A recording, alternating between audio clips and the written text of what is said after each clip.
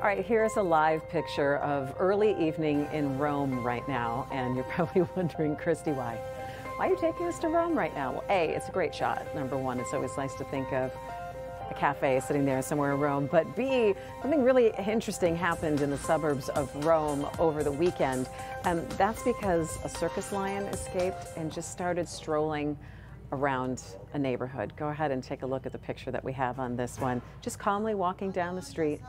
You know, so people did what they usually do, pull out their phone and just start taking video and posting it all over social media.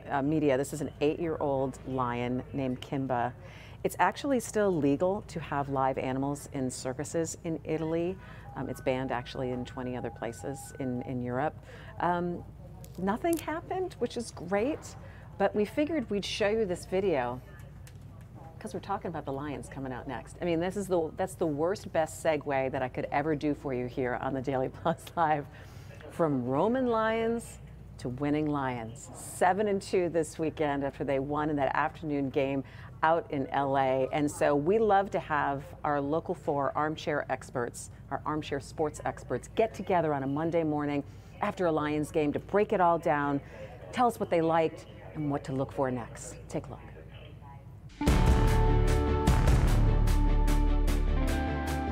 So we're finally back after a bye week. Lions back on track, looking good. Are you more encouraged by the offense this week or discouraged by the defense? Jason, how about you? You've been our resident skeptic. Okay, so the skeptic in a sense that I don't understand why everybody doesn't see it my way, where I love being pleasantly surprised every week. I love just waking up and being like, man, I feel great about this team. I'm not looking too far ahead. When Romo and Nance were like, Super Bowl, I'm like, stop, let me just enjoy this win. It was so great.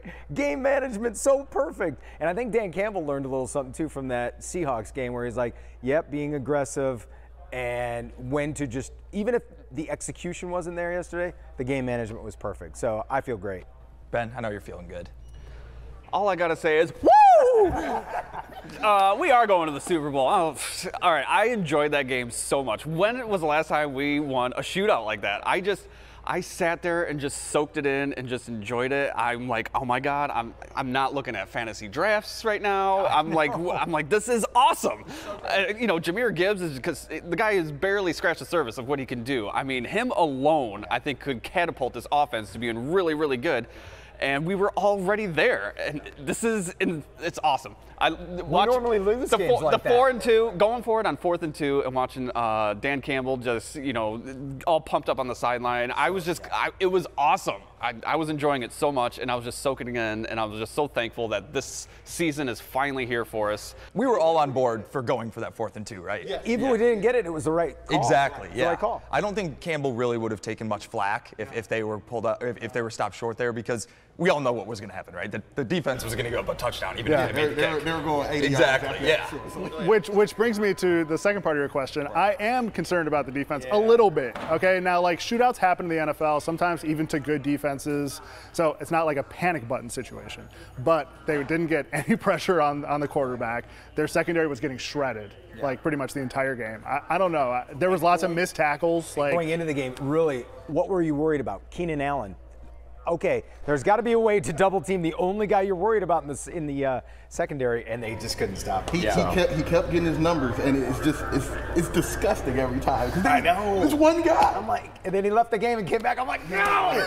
really, the first time this year that Cam Sutton has struggled, right? I mean, we haven't really even heard his name called all season because they. First time I've noticed him. Yeah, right. But I will say, like, you know, Justin Herbert's really good. The Chargers are really good. It's not like the Lions are out there playing some schmuck like Penn State. So, you know, yes, it was a bad defensive performance, but I think that there are some good in take. So we saw the full power of the running game for the first time. All 5 offensive linemen were healthy. Jahmyr Gibbs and David Montgomery were there. So is this just what we are now when we're all healthy? For me, the best part is of this running game is knowing as a fan, there was a point in time where I would have seen that he he would have been running, he would have stepped out, or looked like he stepped out, and then they would have been like, he definitely stepped out. And they would have reversed the call on us. So, I was surprised. And then kicked a field goal. Yeah. So it's not even, I feel like the curse isn't even lifted necessarily off the Lions, but as a Lions fan, I don't have to worry about those things anymore. You know what I mean? So like, it was just fun seeing them do what they're supposed to do as a football team. It was fun because you think of David Montgomery as sort of the power back and Gibbs as like the speed back. But yesterday, it was Montgomery breaking a 75-yard run, and it was Gibbs powering into the end zone twice. So, we got two backs who can do a lot.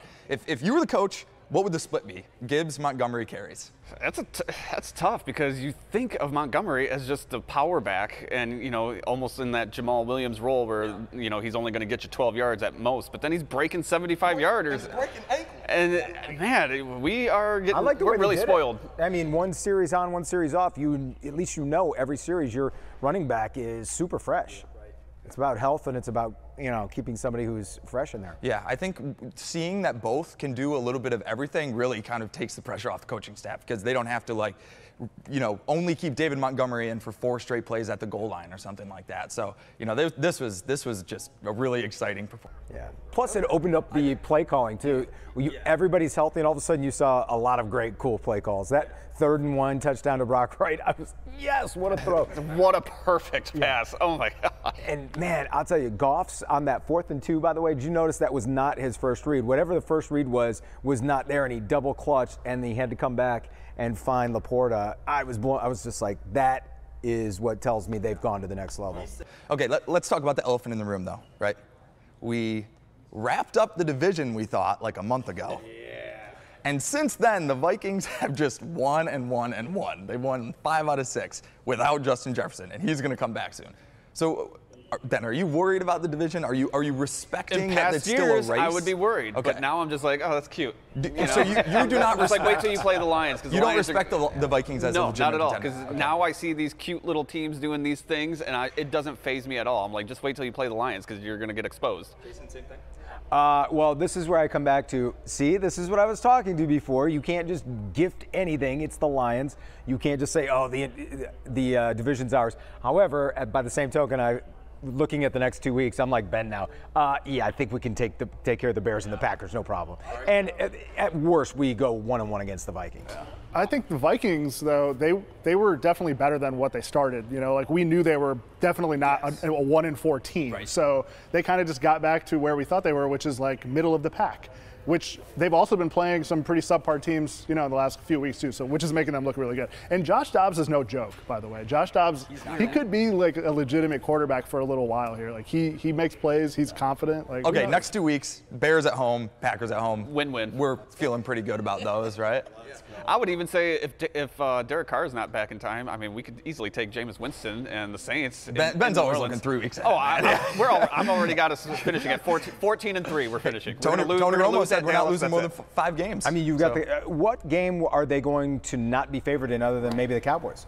I think they're favored in every game except the Cowboys. Hold on, are you afraid of the Cowboys? I'm not. I'm just saying. I think they just said they're going to lose. It's a holiday game. I think in Dallas. You think they're going to take it off? Playing really, really good. I think that's the only game we lose from here on out. Dak maybe get popped by a bad team that just has like a crazy good performance because it happens. All right. Well, for now we're 7-2, feeling good about getting to 9-2, and we're still in first place. So right now the water cooler's at full blast. We're guzzling it, baby. Guzzling.